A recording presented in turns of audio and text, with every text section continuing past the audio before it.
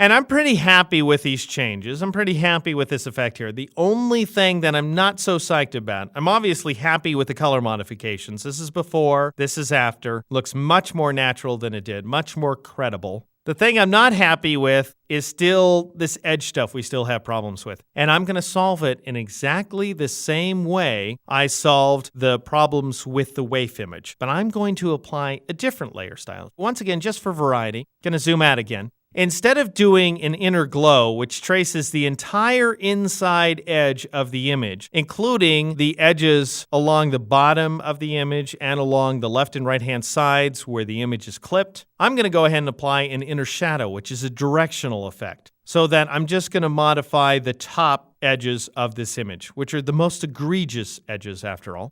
So I'm going to go down here to the Layer Style option in the Layers palette, at the bottom of the Layers palette, click on this little florin icon, and I'm going to choose Inner Shadow, and I'm going to go ahead and drag this dialog box down a little more so that we can see it in its entirety. Now, I do want to have this option set to multiply, but the color's a little wrong. I'm going to change the color. I'm just going to dial in the color. You can lift a color from the image too if you want to, but I'm going to go ahead and dial in the following color, 23 for hue, 51 for saturation, and 16 for brightness, okay? So that's the color I'm going to dial in. You can dial in whatever color you want. This happens to be a pretty darn dark brown. Then I'm going to click OK. I got to this color, by the way, through experimentation, don't you know? And I have the opacity set to 75%, that's fine. The angle is set to 90 degrees. If yours is not set that way, set it that way, because we do want to have a 90-degree angle. That means that the light is coming straight down inside this image. And I'm going to leave the distance value set to 5, but I'm going to change the size value to 45. So we're going to have a big size associated with this inner shadow.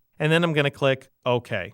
So it creates a little bit of shadow along the top edges here, just so that you can see the difference. Here's without the effect, here's with the effect. And it does a good job of darkening in these hairs and making them better match the background. And in the end, let's just go ahead and fade to our final result. Here it is in all of its splendor. Took a while to get there. Attaboy, attagirl, pat yourself on the back. You did very well, my friend. I'm very proud of you. And wasn't it worth it? It was a lot of work, but wasn't it worth it to see two old masters composited so effectively against such an elegant, otherworldly background? It's a regular knockout.